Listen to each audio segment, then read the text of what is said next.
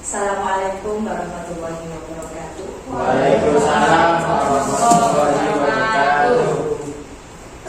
Yang yang terhormat Kepala Sekolah SDN Negeri 1 Bogor, yang kami hormati Bapak Ibu Guru, kami ucapkan terima kasih atas kehadiran Bapak Ibu di mana bisa hadir dalam acara yaitu penerapan konsep aksi nyata modul 1.4 budaya positif di lingkungan SDN Negeri 1 Bogor.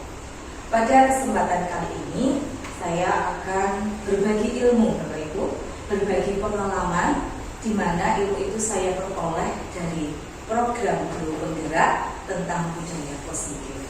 Nah, kemudian budaya positif ini bisa terjadi di sekolah, yaitu apabila sekolah menyediakan lingkungan yang positif, lingkungan yang aman, dan lingkungan yang nyaman. Kemudian sehingga hal itu harus merubah paradigma.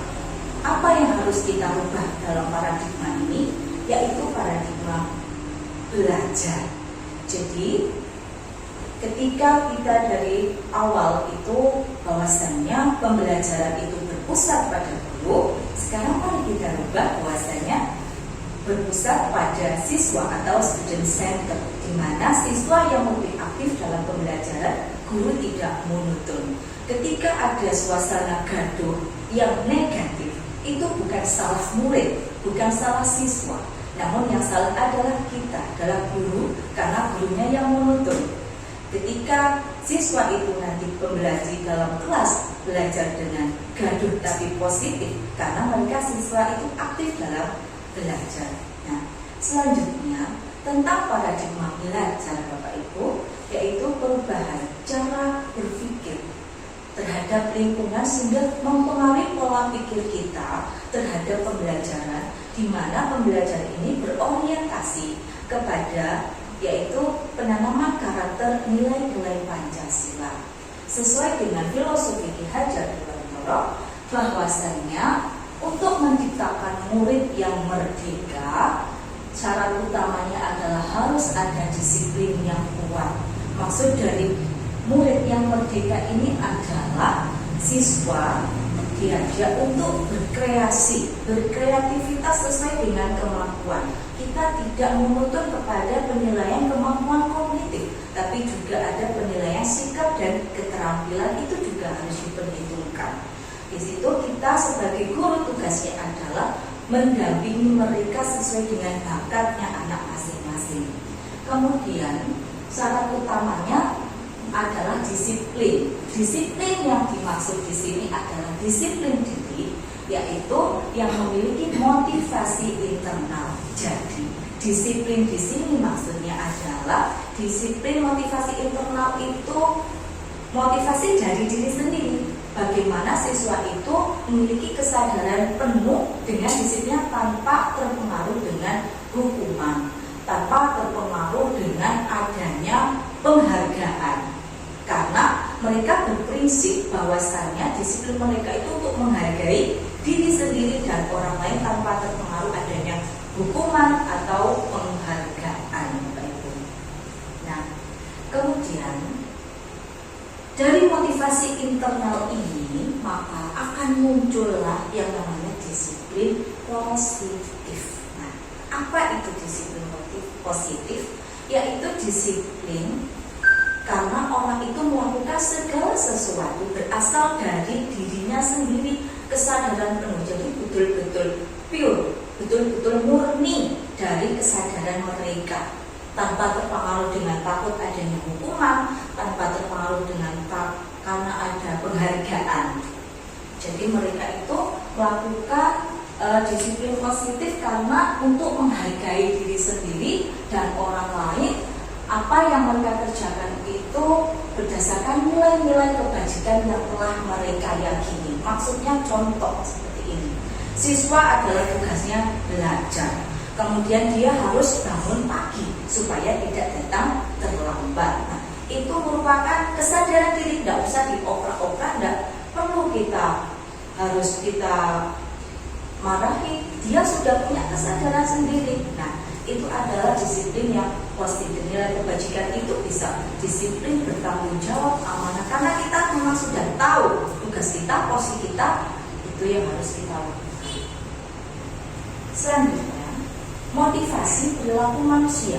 Nah, di sini dijelaskan ada dua, yaitu motivasi eksternal dan motivasi internal.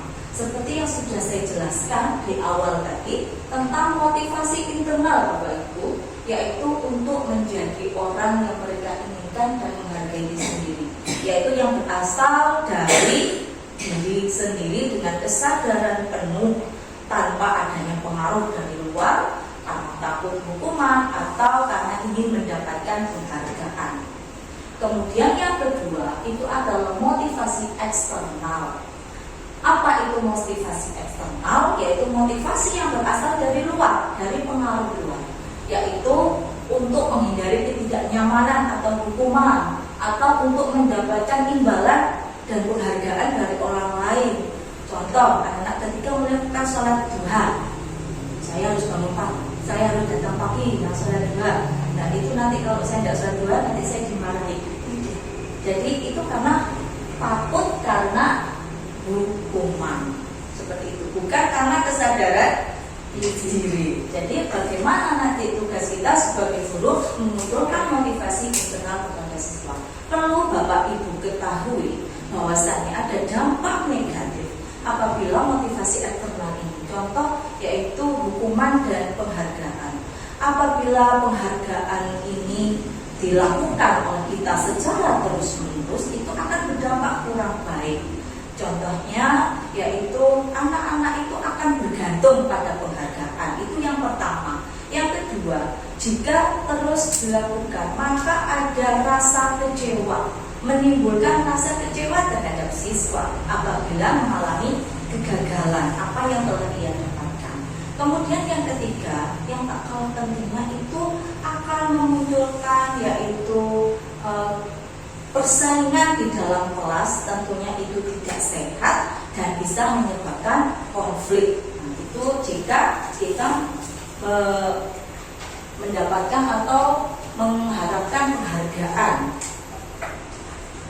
Selanjutnya yaitu kebutuhan dasar manusia. Kita punya 5 kebutuhan dasar yang perlu kita ketahui di sini Bapak Ibu. Yang pertama adalah kebutuhan hidup. Di sini ada gambar sedang makan, berarti itu tentang kebutuhan makanan, tempat tinggal, kemudian yaitu kesehatan. Apabila kebutuhan itu tadi tercukupi, maka akan timbul rasa aman terhadap diri seseorang.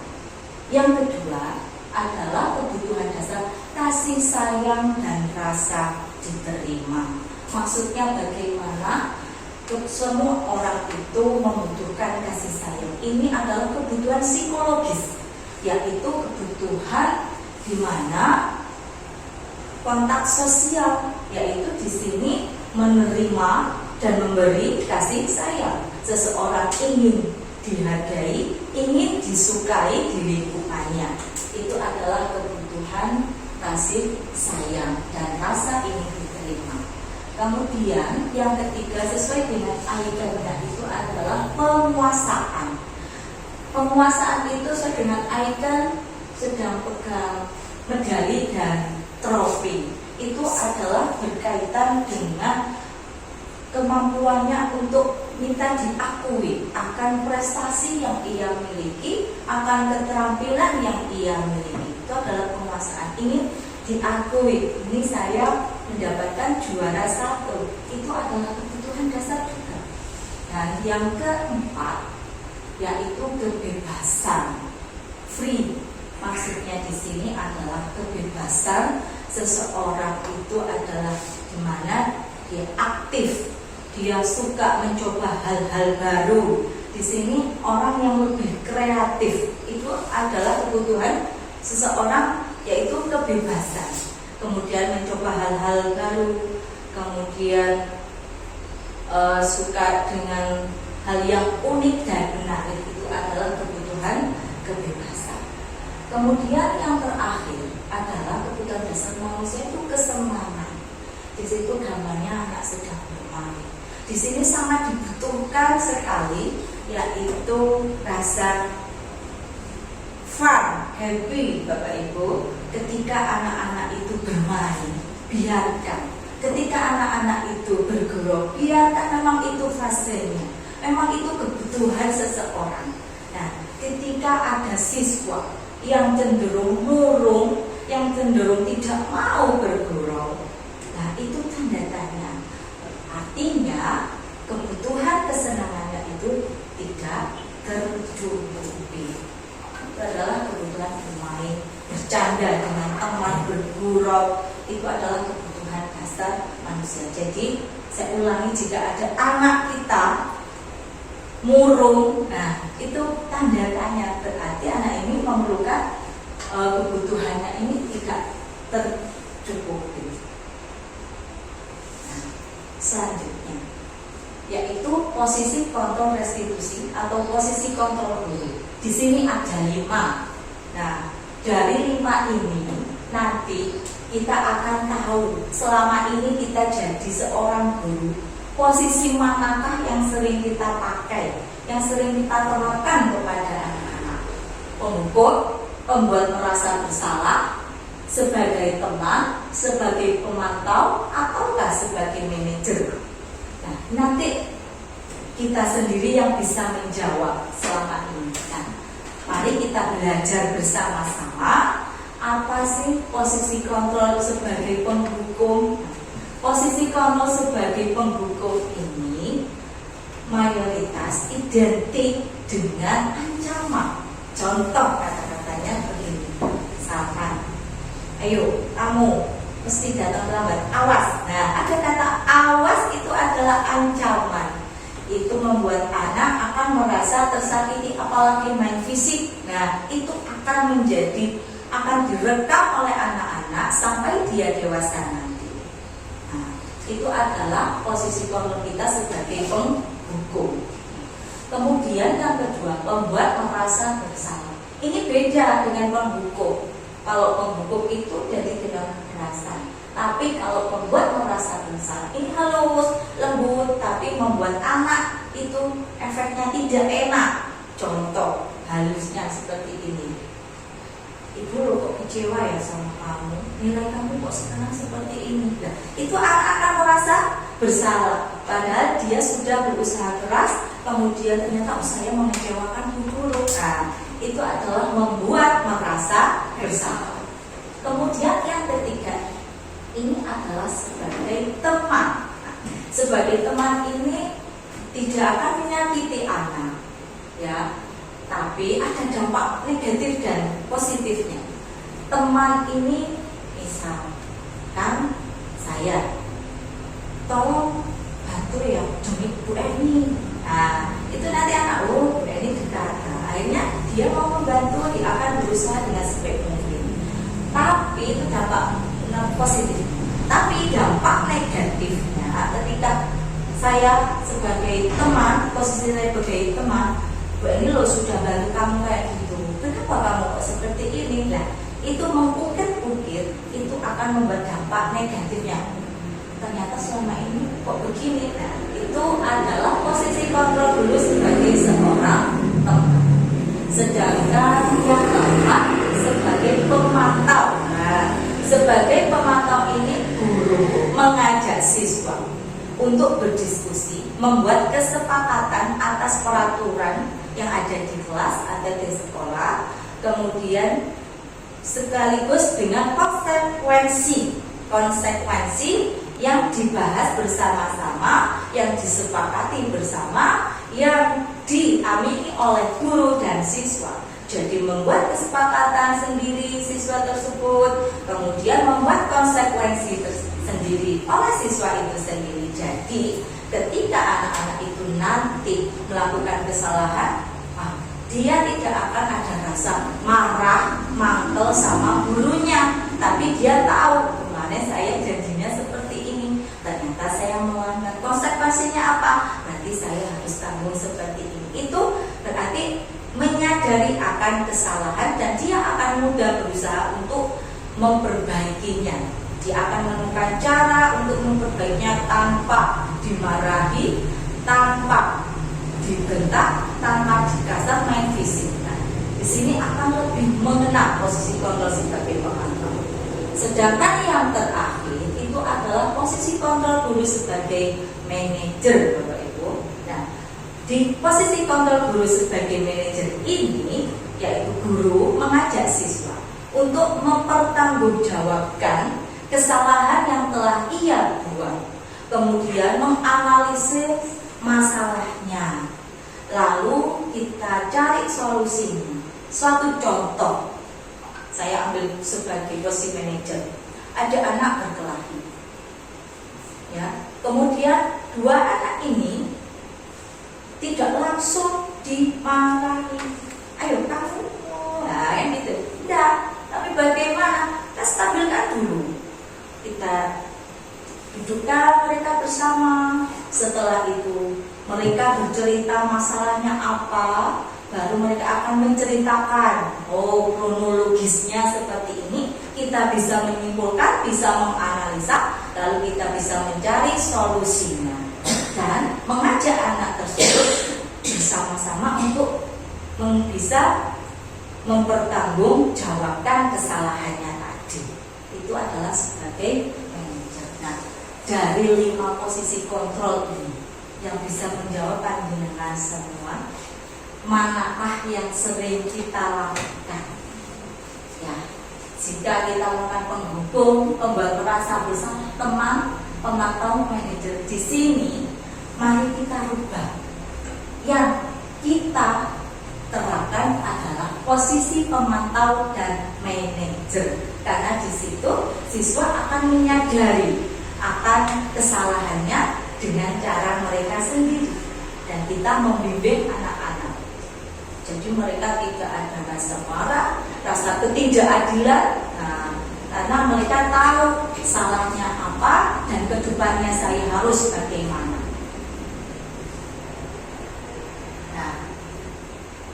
Berikutnya adalah keyakinan kelas. Keyakinan kelas ini digunakan pada posisi kontrol sebagai pemantau atau monitor.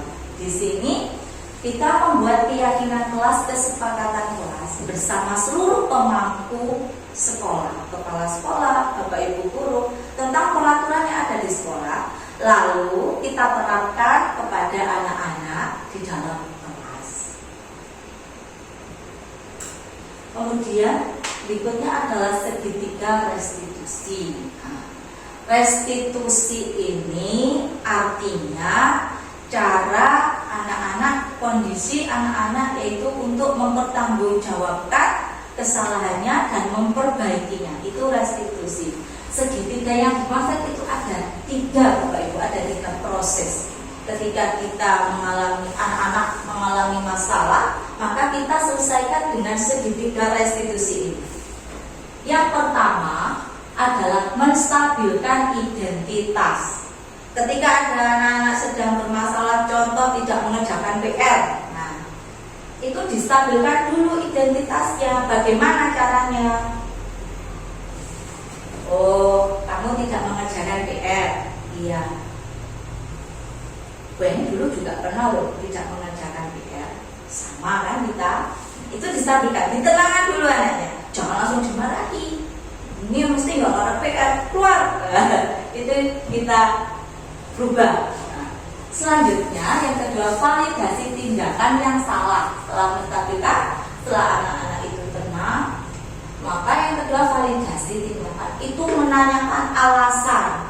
Kenapa kok tidak mengerjakan PR? Pasti mereka punya alasan. Nah, alasannya apa? Sudah diketahui, kemudian dia akan sadar tentang kesalahannya tadi. Baru yang ketiga, menanyakan keyakinan. Nah, bagaimana ini prosesnya menanyakan keyakinan? Yaitu memberikan solusi. Kemudian anak itu ditanya, kamu sudah melakukan pelanggaran apa? Ini salah apa betul? Dia akan menyadari kesalahannya. Kemudian cara memperbaikinya kamu bagaimana? Nah, itu dia akan sadar sendiri tanpa adanya rasa marah dan tidak ikhlas. Dia akan sadar dengan kesalahannya dan tidak akan mengulangi lagi. Itu artinya menanyakan keyakinan. Dia tidak penasaran. Saya kasih contoh, ini video saya di kelas 1, yaitu tentang anak yang tidak disiplin di kelas. Anak-anak, ayo rumput ada berapa? 3. Rumput yang mana? Jadi, kamu ngapain? Mainan itu. Nanti belajar. Nanti waktunya istirahat kamu boleh bermain kartu ini. Tidak apa-apa, semua orang itu melakukan kesalahan ya. Tidak apa-apa, saya ini. Kamu pasti punya alasan. Kenapa kamu melakukan hal ini? Bermain kartu seacuan jalan. Kenapa?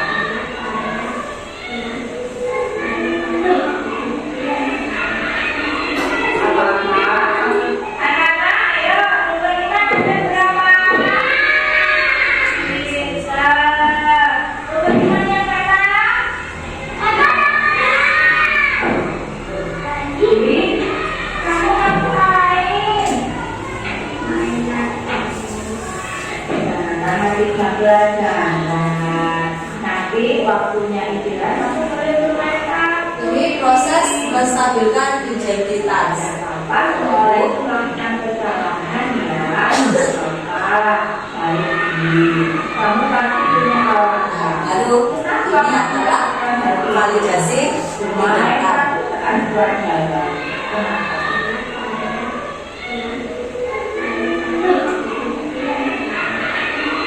Apakah kamu sedang belajar aturan kelas? Ini adalah proses menanyakan keyakinan Peraturan kelas? kelas. Peraturan apa yang dilanggar? Tidak disiplin.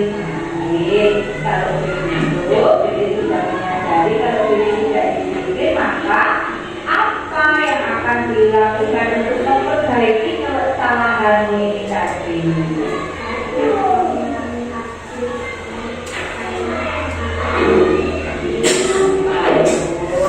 Lalu, kamu ingin menjadi orang yang seperti apa di kedepannya?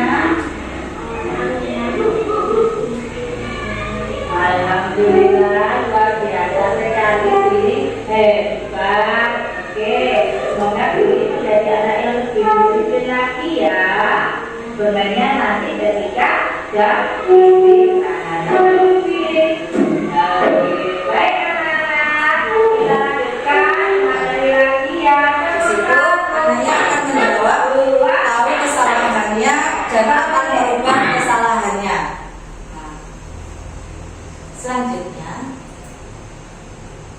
kalau ini adalah video tentang membuat keyakinan kelas. Jadi saya dengan anak kelas 6 membuat peraturan kelas dengan konsekuensi yang telah kita sepakati bersama. Jadi anak-anak yang buat konsekuensinya juga.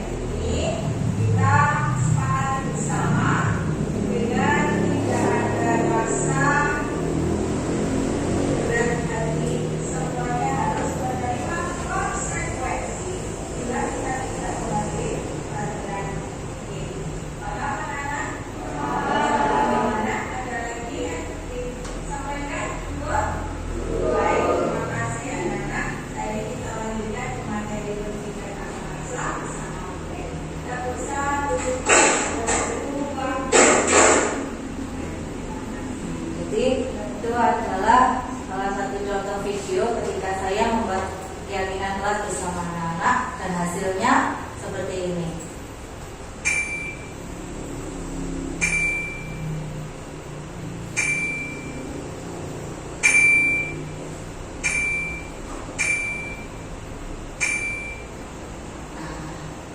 Itu Bapak Ibu bisa kita terapkan di kelas kita masing-masing.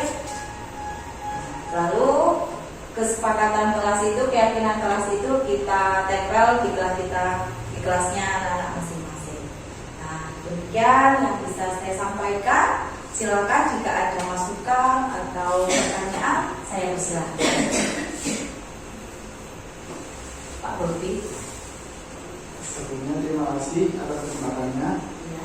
Dari yang sudah dipaparkan tadi, tolong dijelaskan sebenarnya apa pentingnya budaya positif itu diterapkan di sekolah.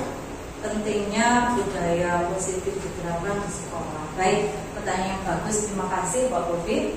Penting sekali Bapak Ibu budaya positif itu diterapkan di sekolah karena hal ini akan menumbuh kembangkan sikap gotong royong, yaitu sikap kerjasama dalam melaksanakan kegiatan, sehingga muncullah kolaborasi yang baik dengan teman sejawat, sehingga muncul rasa peduli antar satu dengan yang lain. Demikian Pak Bobi bisa saya sampaikan. Terima kasih. Lagi Pak Warna.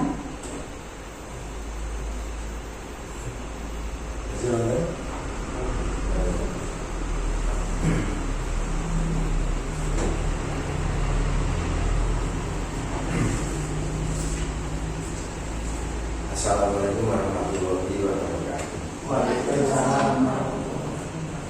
Salam sejahtera untuk kita semua. Bapak Ibu, hari ini Ibu Eni Rosida telah menyampaikan budaya positif yang diperoleh dari kegiatan guru penggerak yang sekarang sudah menempuh tahapan-tahapan kegiatan.